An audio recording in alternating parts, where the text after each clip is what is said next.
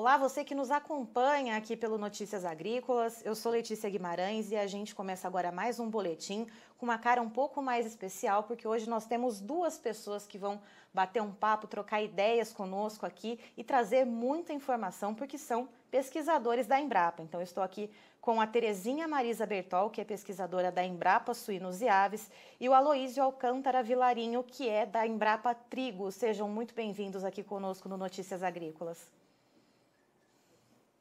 Obrigado, boa tarde. Hoje a gente está aqui para trazer um pouco para vocês que estão nos acompanhando. Aqui no Notícias Agrícolas a gente sempre traz semana a semana o acompanhamento dos preços de venda de suínos, de aves e também as relações de troca com os custos de produção. E ultimamente isso vem tirando o sono, né, do produtor de proteína animal de forma geral, não só de suínos e de aves. E hoje a gente está aqui para falar um pouco da utilização da cevada como uma alternativa na composição das rações. Aí eu queria perguntar para a Terezinha. Terezinha, quais seriam as proporções que a gente poderia utilizar nas rações de suínos e de aves? Boa tarde aos espectadores. Eu gostaria de agradecer pela oportunidade de participar do programa. Bem, os níveis recomendados de inclusão de cevada nas rações de suínos, eles variam na faixa de 15 a 25% da dieta, aproximadamente, dependendo da fase de produção. E para frangos de corte, os níveis são ligeiramente mais baixos, variando aí na faixa de 15 a 20%. Mas, dependendo da relação de preços entre os ingredientes que compõem a ração e fazendo-se todos os ajustes necessários nas formulações para que se mantenha o valor nutricional das rações de acordo com as exigências dos animais, é possível, inclusive, utilizar níveis de inclusão mais elevados do que esses que eu acabei de citar. E, Terezinha, a cevada ela entraria como uma substituição ou pelo menos para complementar qual cereal? A gente diminuiria então a quantidade de milho ou de farelo de soja e incluiria a cevada? Bem, a cevada ele é um cereal considerado um ingrediente energético, assim como o milho. Então, o principal ingrediente que ele vai substituir nas rações de suínos e aves é o milho.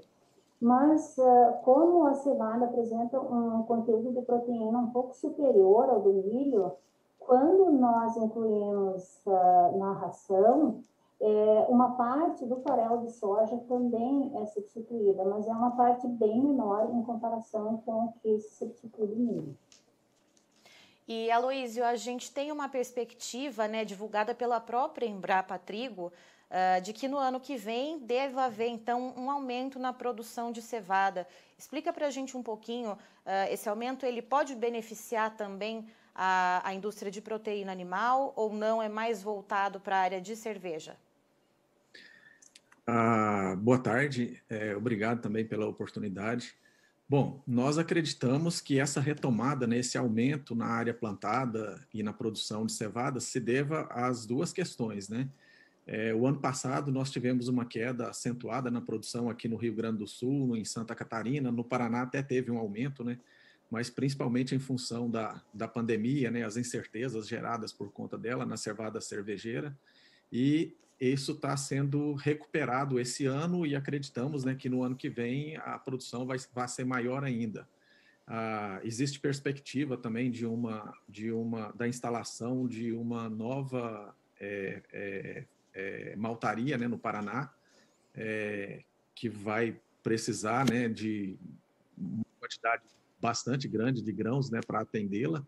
Então, a expectativa é que haja um aumento na produção de cevada cervejeira, mas em função desse cenário, né, de alta nos preços do milho, nós acreditamos também que os cereais de inverno eles vão começar a contribuir também, né, para a substituição, né, no caso da ração de suínos e aves, como a Terezinha falou, né, de parte do milho, parte do sorgo, né, que era utilizado nesses cereais. E nós estamos também com um trabalho aqui para desenvolver materiais de ciclo bastante precoce, que aqui no Rio Grande do Sul poderiam ser utilizados para o plantio no outono, logo após a colheita da soja, né? Esse material poderia ser plantado para produzir forragem, para produção de silagem, né, de pré-secado ou de planta inteira, e até grão, que são materiais que, com menos de 100 dias, eles completam o ciclo, então daria tempo de produzir no outono e o agricultor ainda poderia conduzir a safra de inverno normalmente. E, Aloysio, eu queria também tirar uma dúvida com você, né? Já que a gente fala, então, da questão dos altos preços do milho, né? Isso está pressionando bastante as margens para o pessoal que produz proteína animal, mas para o produtor do milho, os preços estão muito atrativos. Não corre o risco, de repente, de haver uma continuidade até dessa animação do produtor de milho de querer plantar mais, de querer aumentar a área e isso acabar tirando um pouco o espaço da cevada, ou não? Essa perspectiva já foi contabilizada nessa estimativa da Embrapa? Eu acredito que isso possa até acontecer também, mas a cevada ela é produzida em momentos diferentes, né? O milho e a cevada, eles são produzidos em momentos diferentes. O milho é uma cultura de verão, a cevada, né, trigo, são culturas de inverno que não se dão muito bem no período em que o milho é produzido, e a mesma coisa o milho, né, no período em que a cevada é produzida. Então, eu acho que vai ocorrer uma complementação entre as duas culturas, né? Aqui no Rio Grande do Sul, hoje, a produção de milho não atende, né, à necessidade das indústrias de ração. E eu não acredito que num curto prazo isso seja solucionado. Então, eu acho que a saída, pelo menos no momento, seria começar a agregar também, né, novas áreas, né, de produção com cereais de inverno. E essa cevada, Aloysio, que ela é produzida e direcionada para a produção de cerveja, ela pode ser direcionada para a produção de proteína animal em qual situação? É um tipo diferente, é uma variedade diferente de cevada ou não? É a mesma cevada cervejeira que também pode ser destinada à produção de ração? Para cevada ser utilizada na produção de cerveja, existem algumas características, né, que têm que ser atendidas. E, como, por exemplo, o teor de proteína para que ela seja utilizada na malteação tem que estar entre 9,5% e 12%. Para utilização na alimentação animal, se for superior a isso, até melhor, né? Outro ponto também que tem que ser atendido no caso da cevada cervejeira é com relação ao tamanho do grão. Os grãos têm que ter um tamanho grande, né? Tem que ficar retido numa peneira de 2,5 milímetros. Isso para que haja uma uniformidade no tamanho e uma uniformidade no momento da absorção de água no processo de germinação, né? Que é uma das etapas da malteação. E a germinação não pode ser inferior a 95%. Então, tem algumas características, né, como essas que eu acabei de citar, que têm que ser atendidas para que o grão seja utilizado na malteação. E mesmo que esse grão tenha sido plantado, né, para uso na indústria de malteação, caso ele não atenda a essas características, desde que ele não tenha problema de contaminação, né, com micotoxinas, essa cevada poderia ser utilizada na alimentação animal. E, Terezinha, voltando para você agora, a gente falando então dessa inserção, né, alternativa da cevada na ração dos animais. Isso muda em alguma questão o tempo de engorda do animal ou não? A inclusão da cevada nessas proporções que você comentou, entre 15% a 25% para suínos, dependendo da fase, do estágio de crescimento que esse suíno está, e de 15% a 20% para frango. Tem alguma dificuldade na engorda desses animais ou não? O ritmo segue o mesmo? Não, na verdade, nesses níveis de inclusão, e inclusive mesmo se utilizando níveis mais elevados de inclusão, o que nós preconizamos é que ao substituir o milho pela cevada ou por qualquer outro ingrediente, são necessários ajustes nas formulações das rações, de forma que se mantenha o valor nutricional da ração de acordo com as exigências dos animais em cada fase. Então, por exemplo, nós vamos incluir a cevada, nós temos que reduzir a inclusão de farelo de soja, nós temos que aumentar a inclusão de uma fonte energética altamente concentrada, como, por exemplo, um óleo degomado de soja ou uma gordura animal. de forma a corrigir, né, os valores de energia. Então, as rações contendo cevada, elas devem conter rigorosamente os mesmos níveis de nutrientes e o mesmo conteúdo energético de uma ração convencional de milho, farelo de soja. E seguindo essa premissa, não há nenhum prejuízo ao desempenho dos animais. A gente espera que uma ração formulada nesses moldes, ela, independente de se vai usar milho ou cevada ou qualquer outro cereal, ela deve proporcionar o mesmo desempenho que seria dado por uma ração de milho e farelo de soja. E Terezinha, tendo então que fazer essa complementação, né, na ração, esses ajustes, essa modulação para que essa ração tenha as mesmas qualidades nutricionais de que uma ração tradicional, aí, mais à base de milho e farelo de soja, economicamente isso é viável? A gente está vivendo aí nesse momento de custos de produção elevados, substituir colocando a cevada, mas tendo que fazer esses outros ajustes, sai elas por elas ou não, o produtor ainda consegue fazer uma economia? Olha, a viabilidade econômica da inclusão da cevada nas rações, ela vai depender, em parte, do valor nutricional daquele material que a fábrica de ração, que o nutricionista está tendo acesso, porque é óbvio que existe uma variação no valor nutricional dos materiais que são disponibilizados, né? E os de melhor valor nutricional, obviamente, terão uma melhor viabilidade financeira. Mas isso depende muito também dos preços dos outros ingredientes que têm sua inclusão alterada pela inclusão da cevada. Então, por exemplo, se o farelo de soja estiver com preços elevados, como ele tem a sua inclusão reduzida nas formulações quando se adiciona a cevada, altos preços do farelo de soja favorecem economicamente a inclusão da cevada.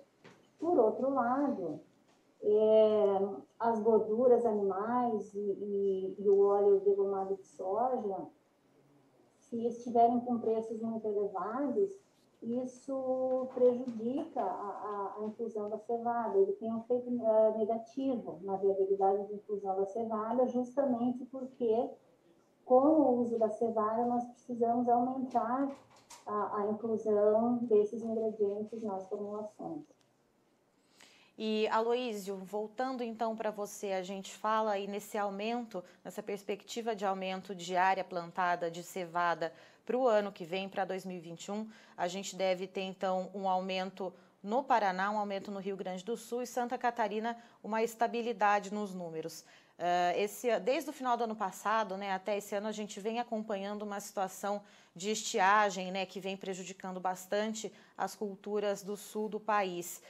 Como que é o comportamento da cevada? A cevada, ela é uma cultura um pouco mais resistente às intempéries? Como que é o comportamento dela para a gente ter uma ideia de que, de repente, assim, se planta cevada, se aumenta a área de cevada, mas aí vem uma intempérie climática e esse preço deve subir? Como que é o comportamento da cevada, então, nessas situações?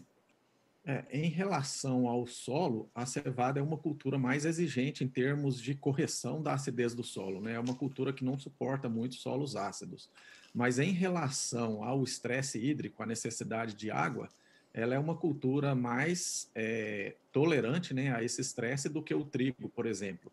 Mas ela precisa de água, com certeza. Se houver um cenário, né, de déficit hídrico, pode vir a comprometer, sim, a produção. E uma coisa que é muito afetada, né, pelo déficit hídrico é o tamanho do grão. O ano passado aconteceu muito isso, né, com esse cenário que teve no ano passado, né, de chuvas reduzidas. Nós tivemos uma qualidade muito grande do grão em termos de germinação, mas o tamanho foi reduzido em função desse déficit hídrico aí durante esse período de enchimento do grão. Mas o que a gente está esperando, né, para essa safra agora é que com a gente estava num laninha fraco, né, mas parece que agora está caminhando para um cenário de neutralidade Então, o que a gente está esperando é que as chuvas venham, né, talvez num nível um pouquinho abaixo do que o normal, mas que não cheguem a prejudicar a produtividade da cevada. Então, a gente está com uma expectativa muito boa em relação à produção esse ano. E só para a gente ter uma ideia, então, Aloísio, em média, quanto que a indústria brasileira absorve da cevada para utilização na alimentação de animais e para a área de cervejas? Como que é essa divisão? Se você considera a nível mundial, em torno de 70%, 75% da cevada produzida é utilizada na alimentação animal.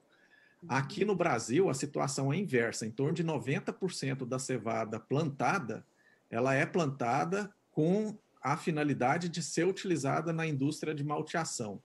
Acaba que parte dessa cevada não apresenta, né, qualidade para ser utilizada na malteação e acaba sendo destinada para alimentação animal. Normalmente, em torno de 30% aqui no Brasil por ano, né, acaba sendo destinada a essa finalidade, mas é claro, isso depende muito das condições climáticas, né, de ano para ano, que favorecem ou desfavorecem, né, a qualidade da cevada. E o que a gente está acreditando agora, né, caso esse cenário aí de preços elevados, né, para o milho, é que comece a aumentar aqui no Brasil, inclusive o cultivo de cevada, né, para uso na alimentação animal, o que hoje não acontece com frequência aqui. E, Terezinha, tendo mais essa disponibilidade, então, da cevada voltada à produção de ração, como a Luísa falou, né, que isso pode passar a acontecer, já que a gente vê esses preços altos, essas rações elas se tornariam mais viáveis, seria possível, inclusive, estudos de melhoramento, né, desse potencial nutritivo da cevada voltado, então, para a produção de proteína?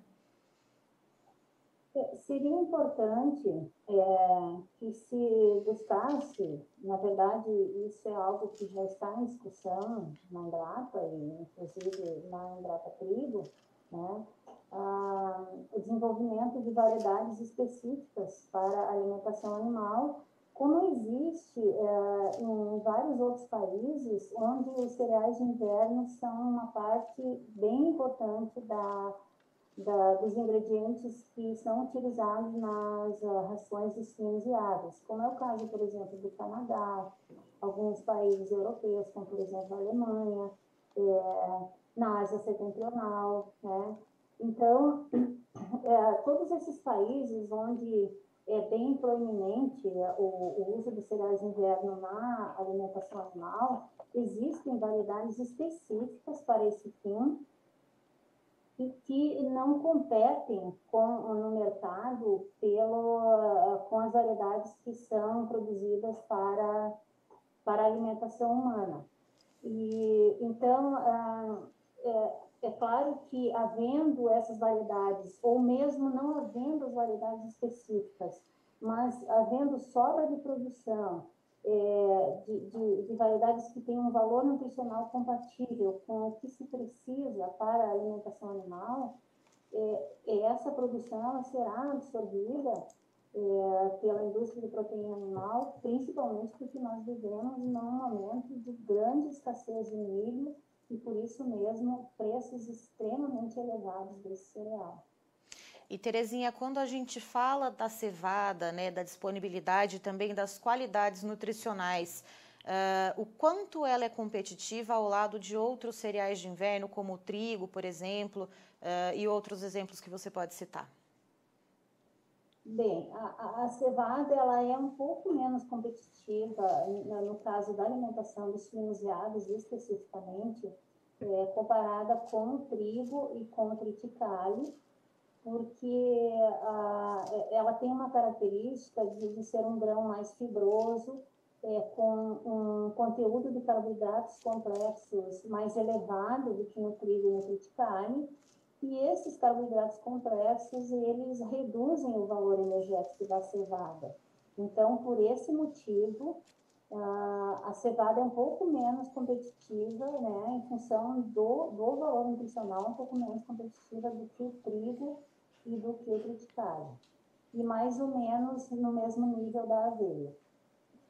E em matéria de disponibilidade de área plantada, como que fica essa comparação? A gente tem mais disponibilidade de qual cereal de inverno desses que você exemplificou? Bem, atualmente a disponibilidade é muito baixa de todos os cereais de inverno. O trigo, por exemplo, o consumo de trigo no Brasil para alimentação humana é da ordem de 13 milhões de toneladas e a produção nacional é de 6 milhões. Então, isso não dá nem 50% do consumo nacional e o restante tem que ser complementado com trigos importados. O triticale, ele também tem uma disponibilidade muito baixa e na safra de 2020, por exemplo, a produção total do triticale não chegou a 50 mil toneladas. Né? A cevada, ela tem uma produção maior do que o triticale, mas tem essa alta demanda para as cervejarias, né, para as maltarias. Tá? E a aveia, ela é plantada mais com cobertura do solo, propriamente dita, em que os grãos nem são muitas vezes colhidos, né? E também uma parte da aveia de outras variedades, no caso, também tem alta demanda para a alimentação humana. Então, a disponibilidade atualmente dos cereais de inverno para a alimentação animal ela é muito baixa. Mas isso está se tentando modificar, né, esse cenário através de planos de incentivo ao plantio de cereais de inverno. E o primeiro desses planos foi lançado no ano passado pelo governo do estado de Santa Catarina, em parceria com as agroindústrias, com as cooperativas e com a Embrapa. Né? No Rio Grande do Sul está ocorrendo essa mesma discussão, de incentivo ao plantio de cereais de inverno, com subsídios do Estado, inclusive para que haja um incentivo maior, e isso poderá, inclusive, acontecer em outras regiões do país, onde a produção de cereais de inverno ela também é promissora, como, por exemplo, no Centro-Oeste, na região Sudeste, especificamente em Minas Gerais, e até no Nordeste, atualmente, existem tentativas de se produzir cereais de inverno.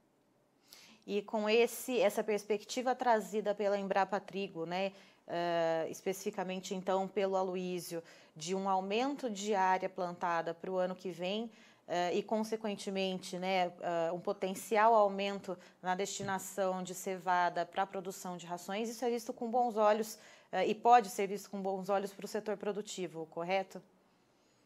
Com certeza, porque somando-se a diferença entre a demanda e a oferta de milho para os estados de Santa Catarina e Rio Grande do Sul atualmente, essa diferença de 9 milhões de toneladas, ou seja, faltam 9 milhões de toneladas de cereais nesses dois estados para a produção de proteína animal. Então, todo e qualquer cereal de inverno que for produzido e que tiver qualidade suficiente, ele certamente vai ser absorvido pelas agroindústrias. Bom, eu gostaria então de deixar um espaço para vocês dois, caso queiram acrescentar alguma coisa, trazer alguma outra informação que seja relevante para quem nos acompanha aqui. Damas primeiro, Terezinha, alguma outra informação que você queira compartilhar conosco sobre essa viabilidade e essa possibilidade de usar a cevada como uma alternativa na alimentação dos animais?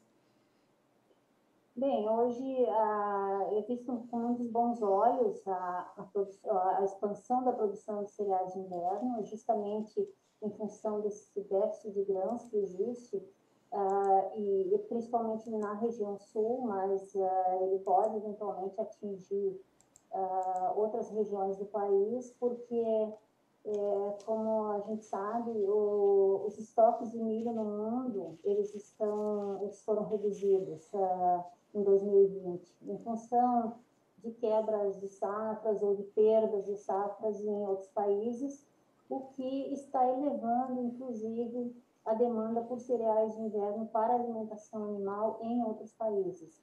Então, eu acho que existe uma oportunidade enorme aí para os produtores de grãos, para investimento nessa linha de cereais de inverno, que certamente vai ter um aumento de demanda, não só no Brasil, mas também fora do Brasil, para suprimento da cadeia de produção animal.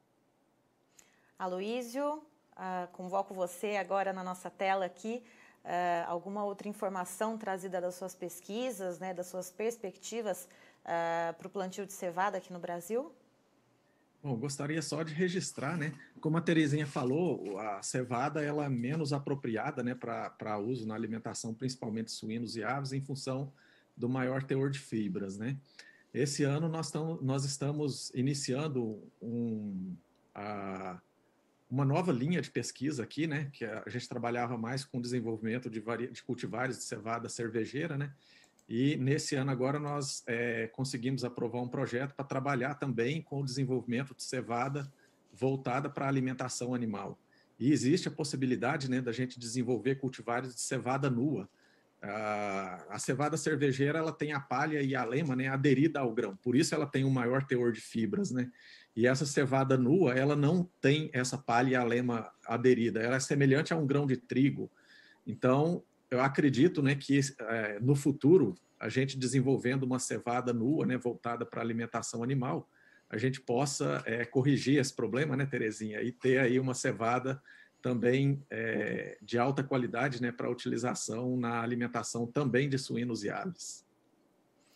Bom, eu queria então agradecer a presença de vocês dois, Aloísio e Terezinha, aqui conosco, trazendo toda essa carga de informação, toda essa base científica, né? A gente mostra mais uma vez que a produção agrícola no Brasil ela é muito fundamentada na ciência e que depende, inclusive, da ciência para ser mais eficiente, mais produtiva e mais sustentável. Muito obrigada pela presença de vocês dois aqui conosco nessa tarde.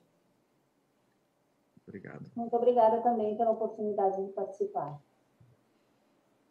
Estivemos aqui, portanto, com a Terezinha Maria Bertol, que é pesquisadora da Embrapa Suínos e Aves, e com o Aloísio Alcântara Vilarinho, que é da Embrapa Trigo, trazendo informações, então, sobre as possibilidades do uso da cevada na inclusão da ração para animais, especificamente para suínos e aves. Segundo a Terezinha, a cevada ela pode ser incluída, no caso dos suínos, em torno de 15% a 25% da composição da ração, isso principalmente em substituição ao milho, e também, dependendo, essas proporções podem variar de acordo com a fase de crescimento em que esse suíno se encontra. Para as aves, em torno de 15% a 20% na composição das rações, mas como essa formulação sai do padrão que já é usual para alimentação para uso com aves e suínos, é preciso sim fazer uma complementação para que ela tenha o mesmo potencial nutricional do que uma ração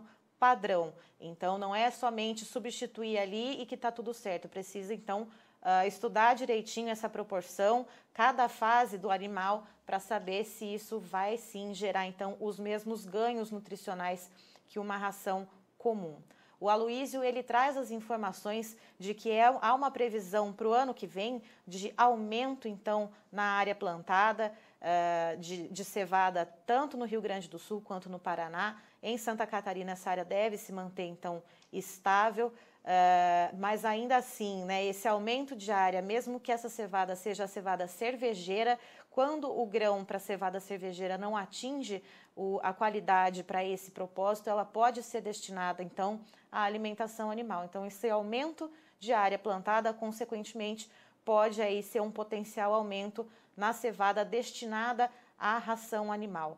E o Aloísio ainda trouxe uma novidade de que a Embrapa Trigo está projetando aí estudos, está aí colocando em pauta a viabilidade, então, de uma cevada específica para a alimentação animal, uma cevada nua, né, que não tenha a casca presa ao grão, que a torna mais fibrosa, né, essa casca, e que acaba ficando um pouco menos competitiva que outros cereais de inverno na inclusão das rações. Então, mais um passo aí da ciência para poder auxiliar a baixar e diminuir um pouco, né, esses custos de produção na proteína animal.